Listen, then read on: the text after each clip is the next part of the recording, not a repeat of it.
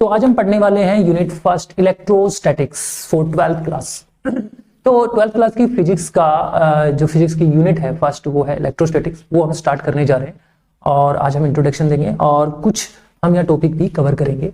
तो मैं हूं हरित और आप देख रहे हैं सिकोपीडिया YouTube channel. So good morning, good afternoon and good evening everyone. तो चलिए स्टार्ट करते हैं हमारी यूनिट फर्स्ट का फर्स्ट लेक्चर। जो यूनिट फर्स्ट का फर्स्ट लेक्चर आपको यहां मिलेगा और सबसे बड़ी बात, आपको इन लेक्चर्स के डिस्क्रिप्शन में आपको हर लेक्चर का पीडीएफ भी मिलेगा, यानी नोट्स मिलेंगे, आप वहां से भी डाउनलोड कर सकते हैं। अगर कोई चीज आपको लग रही है कि थ्योरेटिकली है और मैंने बोर्ड पे नहीं लिखी, वो आप नोट्स में जाके क्लियर कर सकते हो, बाकी मैं यहाँ पे आपको बोर्ड पे समझाऊंगा, ठीक है। तो हमारे पास यूनिट फर्स्ट है आज। यूनिट आपकी जो है वो फर्स्ट यूनिट है। फिर बच्चों फर्स्ट यूनिट हम कवर करेंगे इलेक्ट्रोस्टैटिक्स। फिर बच्चों कौन सी यूनिट है आपकी? इलेक्ट्रोस्टैटिक्स, ठीक है। इलेक्ट्रोस्टैटिक्स आपको याद रखना है आपको याद होना चाहिए कि फिजिक्स की कितनी यूनिट है और किस यूनिट में कितने चैप्टर्स हैं, ठीक है। तो हम फर्स्ट यूनिट पढ़ रहे हैं मेरे बच्चों इलेक्ट्रोस्टैटिक्स, और इलेक्ट्रोस्टैटिक्स में मेरे बच्चों कितने चैप्टर हैं वो हम यहाँ पे देखेंगे। So there are 4 chapters in electrostatics. Electrostatics में आपके 4 चैप्टर है। अगर हम बात करें चैप्टर्स की तो फिर बच्चों जो चैप्टर फर्स्ट है, जिसे हम चैप्टर ए कहेंगे, वो है electric charges, electric charges and Coulomb's law, फिर बच्चों फर्स्ट चैप्टर है आपका ये, ठीक है। चैप्टर फर्स्ट क्या है? Electric charges and Coulomb's law. आपको याद होना चाहिए यूनिट फर्स्ट का फर्स्ट चैप्टर ए जो है आपके पास ये दिख रहा है आपको। अब आता है चैप्टर आपका बी। फिर जो चैप्टर बी है वो आपके पास है इलेक्ट्रिक फील्ड या electrostatic field and goes theorem. फिर बच्चों एक चैप्टर आपके पास हो गया ये सेकंड चैप्टर है। फिर बच्चों आपके पास थर्ड चैप्टर है। फिर बच्चों थर्ड चैप्टर जिसे हम सी चैप्टर कह रहे हैं वो है इलेक्ट्रोस्टैटिक पोटेंशियल। फिर बच्चों देखिए ये आपका थर्ड चैप्टर हुआ, राइट। कौन सा चैप्टर हुआ? थर्ड चैप्टर हुआ। फिर जो इसके बाद हमारे पास आता है फोर्थ चैप्टर यानी डी चैप्टर हम बोलेंगे, जो कि आपका है कैपेसिटर एंड कैपेसिटेंस। तो फिर बच्चों ये हमारा हुआ 4 चैप्टर्स। तो आप यूनिट फर्स्ट देख रहे हैं। यूनिट फर्स्ट में हम फिलहाल इंट्रोडक्शन दे रहे हैं, आपको ध्यान से समझिए इसको। आपको पता होना चाहिए कि यूनिट फर्स्ट में कितने चैप्टर है और कौन सी यूनिट कितनी इंपॉर्टेंट है, किस यूनिट में कौन से टॉपिक पढ़ रहे हैं। सबसे बड़ी बात, जो भी आप यूनिट पढ़ रहे हो, जो भी आप चैप्टर पढ़ रहे हो उस यूनिट का, उसमें जो भी चैप्टर है उसके टॉपिक आपको पता होने चाहिए, जिससे आप उनका रिजल्ट या आप उसका कंक्लूजन या रिजल्ट आपको पता हो। तो फर्स्ट आपका चैप्टर जैसे electric charges and Coulomb's law है। फिर बच्चों इसमें हम इलेक्ट्रिक चार्जेस के बारे में डिस्कस करेंगे कि इलेक्ट्रिक चार्जेस क्या होता है, उसकी प्रॉपर्टी क्या होती है। सेकंड आपके पास देखिए इसी यूनिट में जो है कूलॉम्स लॉ पढ़ेंगे। कूलॉम्स लॉ क्या होता है? 2 चार्जेस के बीच जो फोर्स लगता है उसे कूलॉम फोर्स कहते हैं, लेकिन वो कैसे लगता है, कब काम करता है, कितने चार्जेस के बीच काम करता है, ये सब हम डिस्कस करेंगे, ये कवर करेंगे। चैप्टर बी में इलेक्ट्रोस्टैटिक्स फील्ड, इलेक्ट्रिक चार्ज के चारों तरफ जो फील्ड्स होती हैं, क्या होती है इलेक्ट्रोस्टैटिक्स फील्ड, ये कवर करेंगे। गोस थ्योरम, इलेक्ट्रोस्टैटिक्स फील्ड पे बेस्ड एक गोस थ्योरम आती है। फिर बच्चों गोस थ्योरम कवर करेंगे, वो भी समझेंगे कि गोस लॉ या गोस थ्योरम क्या होती है, ये डिस्कस करेंगे। इसी इलेक्ट्रोस्टैटिक यूनिट में चैप्टर सी में हम इलेक्ट्रोस्टैटिक्स पोटेंशियल पढ़ेंगे कि जो आपकी इलेक्ट्रोस्टैटिक्स पोटेंशियल होती है, जिसे हम स्ट्रेंथ कहते हैं, यानी एक चार्ज की स्ट्रेंथ के बारे में हम डिस्कस करेंगे इलेक्ट्रोस्टैटिक्स पोटेंशियल में। और जो चैप्टर डी है फिर बच्चों आपका कैपेसिटर एंड कैपेसिटेंस। क्या होता है कैपेसिटर? जिसे हम कंडेंसर भी कहते हैं। जो फैन होता है, इलेक्ट्रिक फैन होता है, उसमें एक व्हाइट कलर का एक सिलेंड्रिकल एक कंडेंसर लगता है, उसे कैपेसिटर कहते हैं। तो क्या होता है कैपेसिटर? कैपेसिटेंस क्या होता है? कैपेसिटर का कैपेसिटेंस क्या होता है? कैपेसिटी जिसे हम कहते हैं, ये सब हम डिस्कस करने वाले हैं। फिर बच्चों ध्यान रखना, इलेक्ट्रोस्टैटिक्स यूनिट में जो इंपॉर्टेंट चीज है वो इलेक्ट्रिक चार्ज है। अगर आप इलेक्ट्रिक चार्ज के बारे में अच्छे से क्लियर कर लेते हो तो ये सारे के सारे चैप्टर आपके अच्छे से क्लियर हो जाएंगे। तो आपको फोकस जो करना है वो इलेक्ट्रिक चार्ज क्या होता है फिलहाल वो करना है। तो इस यूनिट के फर्स्ट चैप्टर की ओर हम बढ़ेंगे और फर्स्ट चैप्टर हम क्लियर करने की कोशिश करेंगे। आई होप आपको समझ में आया होगा। तो हम फर्स्ट चैप्टर की तरफ, हमारा फर्स्ट है जो हमारा चैप्टर जो ए है, जैसा कि हमने बताया हमारा चैप्टर ए है electric charges and Coulomb's law, right. तो चैप्टर हम ए स्टार्ट कर रहे हैं। तो चैप्टर ए है हमारा electric charges and Coulomb's law. तो इलेक्ट्रिक चार्जेस क्या होता है, कूलम्ब्स लॉ क्या होता है, इस चैप्टर में हम ये डिस्कस करेंगे, इलेक्ट्रिक चार्ज के बारे में डिस्कस करेंगे, ठीक है। तो सबसे पहले हमारा एक बार ये समझ लेते हैं कि इलेक्ट्रोस्टैटिक्स क्या होता है। पर बच्चों एक बार तो हम ये समझते हैं कि इलेक्ट्रोस्टैटिक्स क्या होता है, ये जानना भी बहुत जरूरी है कि इलेक्ट्रोस्टैटिक्स जो यूनिट है हमारी, उसका नाम जो इलेक्ट्रोस्टैटिक्स पढ़ा है वो क्या कहना चाहिए, ये यूनिट हमारी, ये यूनिट क्या बताना चाहिए। तो पहले बच्चों ये इलेक्ट्रोस्टैटिक जो यूनिट है, यानी इलेक्ट्रोस्टैटिक जो वर्ड आपको दिख रहा है, एक्चुअल में अगर इसके दो पार्ट करें तो एक बनेगा इलेक्ट्रो, एक बनेगा इलेक्ट्रो और प्लस एक बनेगा स्टैटिक्स, एक बनेगा स्टैटिक्स। इलेक्ट्रो प्लस स्टैटिक्स से मिलके बना इलेक्ट्रोस्टैटिक्स, ठीक है। The combination of electro and statics is called electrostatics, right. लेकिन इलेक्ट्रोस्टैटिक्स में ये जो इलेक्ट्रो है इसका मतलब है इलेक्ट्रिक चार्ज, फिर बच्चों इलेक्ट्रिक चार्ज, और जो स्टैटिक्स है इसका मतलब state of rest, state of rest. अब ध्यान से देखिए, यानी इलेक्ट्रिक चार्ज की जो स्टेट है वो रेस्ट है, ठीक है। जैसे समझिए कि इलेक्ट्रोस्टैटिक्स क्या होता है, इलेक्ट्रोस्टैटिक्स में इलेक्ट्रिक चार्जेज होता है जो कि रेस्ट स्टेट में है, ठीक है। यानी इलेक्ट्रो मतलब इलेक्ट्रिक चार्ज, स्टैटिक्स मतलब स्टेट ऑफ रेस्ट, ठीक है, या चार्जेस एट रेस्ट भी कह सकते हो, पूरा पढ़े तो चार्जेस एट रेस्ट या चार्जेस स्टेट ऑफ रेस्ट। तो फिर बच्चों इलेक्ट्रोस्टैटिक्स सेक्शन में हुआ क्या, इलेक्ट्रोस्टैटिक्स क्या है, एक फिजिक्स की ब्रांच है। पहले आप ये समझिए कि क्या है इलेक्ट्रोस्टैटिक्स। भाई इलेक्ट्रोस्टैटिक्स फिजिक्स की एक ब्रांच है जिसमें स्टडी की जाती है, डील की जाती है, deal with the study of electric charge at rest. यानी हम इलेक्ट्रिक चार्जेस के बारे में स्टडी करेंगे जब इलेक्ट्रिक चार्ज रेस्ट में रहेगा, यानी वो रीजन, वो प्लेस या वो सिस्टम जिसमें इलेक्ट्रिक चार्ज जब रेस्ट में रहता है तो उसका बिहेवियर कैसा होता है। इस तरह की फिजिक्स को एक्चुअल में इलेक्ट्रोस्टैटिक्स कहा जाता है, समझ गए। तो फिर बच्चों इलेक्ट्रोस्टैटिक्स क्या हुआ, तो हम कह सकते हैं द ब्रांच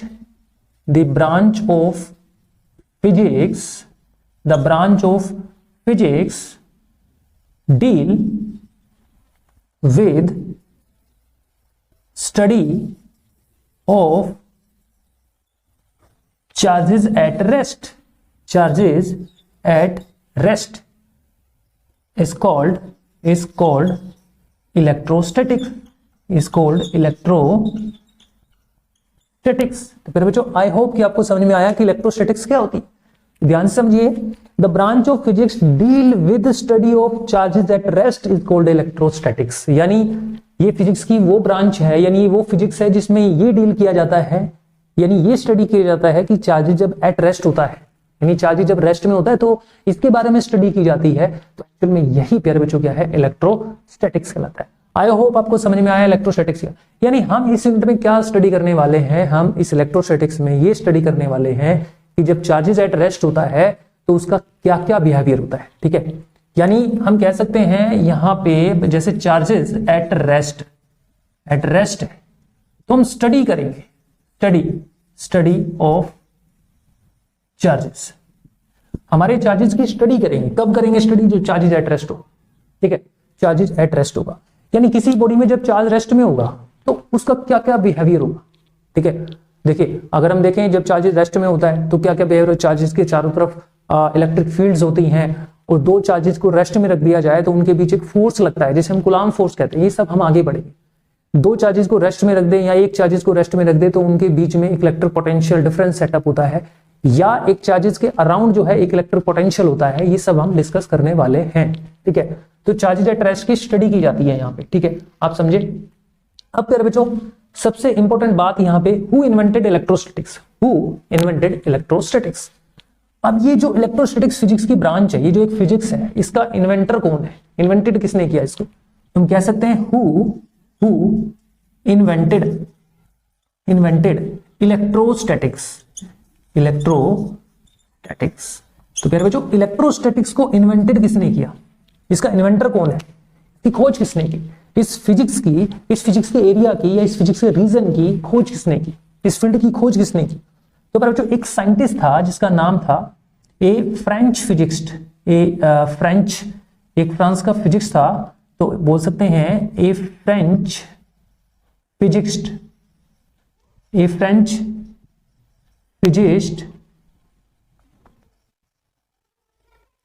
चार्ल्स अंगस्टीन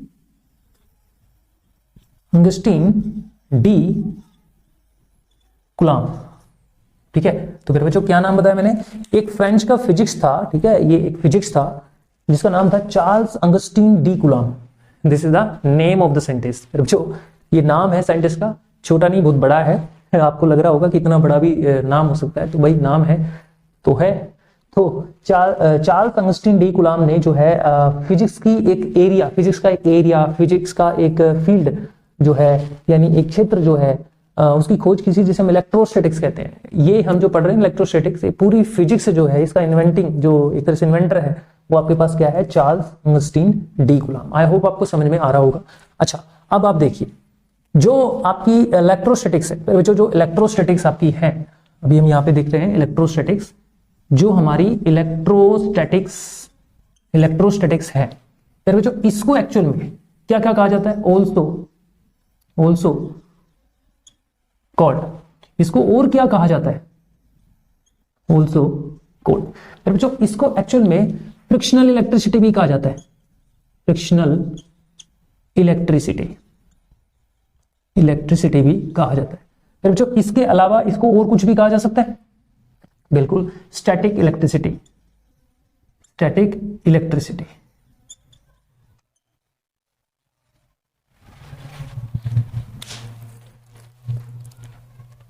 तो यहां पे ध्यान से देखो, इलेक्ट्रोस्टैटिक्स को हम क्या क्या कह सकते हैं, फ्रिक्शनल इलेक्ट्रिसिटी भी कह सकते हैं, स्टैटिक इलेक्ट्रिसिटी भी कह सकते हैं। तो आपको ये समझ में आया, आप ये कर सकते हैं कि हमने क्या बताया, इलेक्ट्रोस्टैटिक्स को आप फ्रिक्शनल इलेक्ट्रिसिटी भी कह सकते हैं या स्टैटिक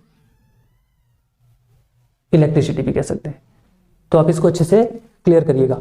अब आप यहां पे ध्यान से देखिए, इसको स्टैटिक इलेक्ट्रिसिटी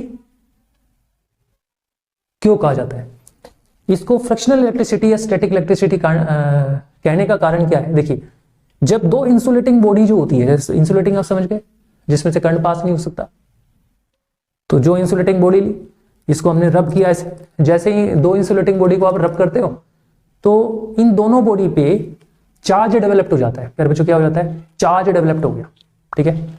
लेकिन जो भी इन इंसुलेटिंग बॉडी के सरफेस पे चार्ज डेवलप्ड हुआ वो मूव नहीं कर सकता, वो रेस्ट में रहता है, चार्ज इज एट रेस्ट, ठीक है, all charge is at rest on the surface of the insulating body.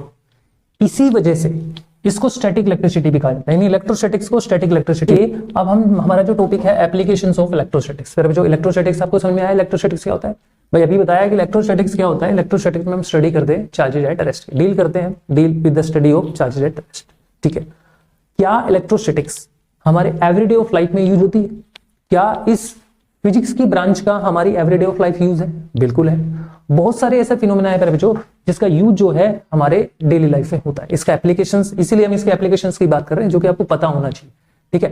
कहां पे ऐसा कौन सा फील्ड है या ऐसी कौन से एग्जांपल्स हैं जिसमें हम ये बता सकें कि चार्जेस एट रेस्ट होते हैं, जिसकी वजह से इलेक्ट्रोस्टैटिक्स के कुछ फिनोमेना मतलब होते हैं, ठीक है, इलेक्ट्रोस्टैटिक्स के कुछ फिनोमेना होते हैं। कैसे स्टडी की जाए कि यहाँ पे इलेक्ट्रोस्टैटिक्स के बारे में पढ़ा जाए।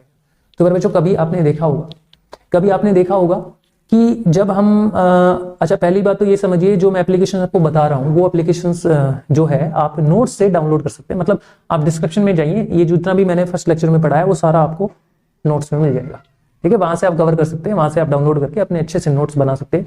ये सारे के सारे नोट्स मेरे बच्चों, सारे के सारे नोट्स कई बुक से बनाए गए हैं और बड़ी अच्छी क्वालिटी के नोट्स है, आप वहां से डाउनलोड करके देख लेना, ठीक है। तो आप समझने और सुनने में दिमाग लगाइए, ठीक है, अच्छे से देखिए वीडियो। तो यहाँ पे मैं आपको एप्लीकेशन समझा रहा था कि कहाँ इसके यूज है, इस फील्ड का यूज कहाँ है इलेक्ट्रोस्टैटिक्स का। तो प्यारे बच्चों देखो, जब हम कोम्बिंग करते हैं, जब कंघे से हम ड्राई हेयर में यानी सूखे बालों में जब कंघी करते हैं ना, और उस कंघी को यानी उस कंघे को अगर हम छोटे छोटे पीसीज ऑफ पेपर यानी छोटे छोटे किसी कागज के छोटे छोटे टुकड़े के पास उस कोम को ले जाएंगे, तो छोटे छोटे पेपर जो है उस कोम की तरफ अट्रैक्ट होंगे। प्यारे बच्चों क्या होंगे, अट्रैक्ट होंगे। आपने बचपन में किया भी होगा। तो ये जो छोटे छोटे टुकड़े जो है पेपर के, जब वो कोम की तरफ अट्रैक्ट होते हैं प्यारे बच्चों, ये एप्लीकेशन है इलेक्ट्रोस्टैटिक्स। क्या हो रहा है वहां पे क्यों छोटे छोटे टुकड़े जो है वो कोम की तरफ अट्रैक्ट हो रहे हैं, यही चीज हम आगे जाके स्टडी करेंगे। और ये किस में पढ़ा जाएगा? इलेक्ट्रोस्टैटिक्स में। क्योंकि कोम पे एक चार्ज है, यानी कोम पे एक चार्ज आ गया होगा और स्मॉल बिट्स ऑफ पेपर के पास लेके गए तो अट्रैक्शन हो रहा है। क्यों हो रहा है? ये इलेक्ट्रोस्टैटिक्स का एक एप्लीकेशन है, यूज है, जो कि आगे जाके हम इसको अच्छे से स्टडी करेंगे। सेकंड एप्लीकेशन है प्यारे बच्चों, आप पॉलिस्टर या नाइलॉन की शर्ट जब पहने होते हो, जैसे पॉलिस्टर या नाइलॉन की शर्ट होती है, ड्राई वेदर के अंदर, जनरली हम गर्मियों में देखते हैं, गर्मियों में जब आप पॉलिस्टर या नाइलॉन की शर्ट पहनते हैं, जब उसको पुट ऑफ करते हैं यानी उसको निकालते हैं, तो एक स्पार्किंग होती है, एक स्पार्किंग पैदा होती है, प्रोड्यूस होती है स्पार्किंग हमारी बॉडी और हमारी शर्ट के बीच में। तो मेरे बच्चों ये जो स्पार्किंग होती है, जब हमारी बॉडी से वो शर्ट रगड़ती हुई आती है, जब उतारते हैं तो ऑब्वियसली फ्रिक्शन करती है हमारी बॉडी के साथ, तो एक स्पार्क पैदा होता है प्यारे बच्चों। ये भी एप्लीकेशन है इलेक्ट्रोस्टैटिक्स का, ये भी इलेक्ट्रोस्टैटिक्स में पढ़ा जाता है, जो कि आगे जाके हम डिस्कस करेंगे। एक एप्लीकेशन है प्यारे बच्चों, जैसे कि हम ग्लास रोड है प्यारे बच्चों, देखो जैसे कि एक ग्लास रोड है, सपोज करो एक ग्लास रोड है, ये हमारे पास कोई ग्लास रोड है प्यारे बच्चों, और एक मान लीजिए प्यारे बच्चों यहाँ पे हमारे पास एबोनाइट रोड है, एबोनाइट रोड है प्यारे बच्चों। तो ग्लास रोड को तो हमने प्यारे बच्चों एक सिल्क क्लॉथ के साथ रगड़ा, सिल्क क्लॉथ के साथ रब किया, और एबोनाइट रोड को फर के साथ रब किया प्यारे बच्चों। ये बाद में हम डिस्कस करेंगे अच्छे से, अभी फिलहाल समझिए। एबोनाइट रोड को फर के साथ रब किया, ग्लास रोड को हमें सिल्क के साथ रब किया। रब करने के बाद हम एबोनाइट रोड और ग्लास रोड पास लेके आए, तो प्यारे बच्चों इन दोनों में क्या हुआ? एक अट्रैक्शन पैदा हुआ, एक अट्रैक्शन पैदा हुआ प्यारे बच्चों।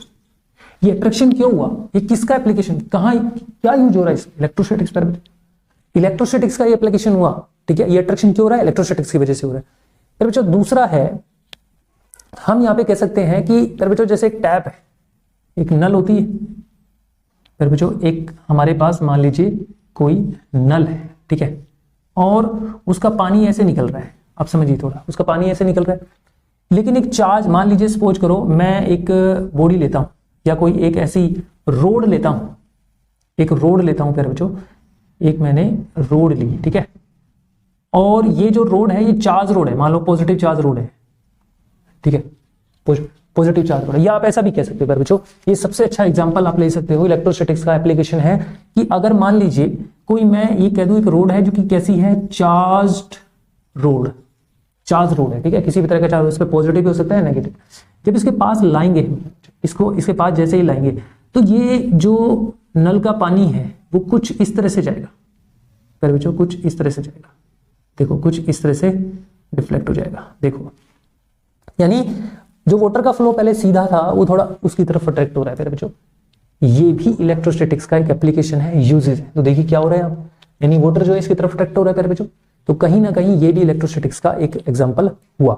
इसके बाद प्यारे बच्चों आता है, जैसे कि आपने देखा होगा जो एयरक्राफ्ट्स होते हैं, एरोप्लेन्स वगैरह जब उतरते हैं, लैंडिंग ऑफ करते हैं, या कह सकते हैं लैंडिंग या फिर टेक ऑफ करते हैं, तो क्या होता है, उनके जो टायर है और रनवे है, जिसपे रनवे मतलब जिसपे वो चल रहा है, जिसपे एयरक्राफ्ट जो है मूव कर रहा है, रनवे और टायर के बीच में एक फ्रिक्शन पैदा होता है। क्या पैदा होता है बच्चों? फ्रिक्शन पैदा होता है, जिसकी वजह से जो टायर है वो चार्ज हो जाते हैं, चार्ज्ड।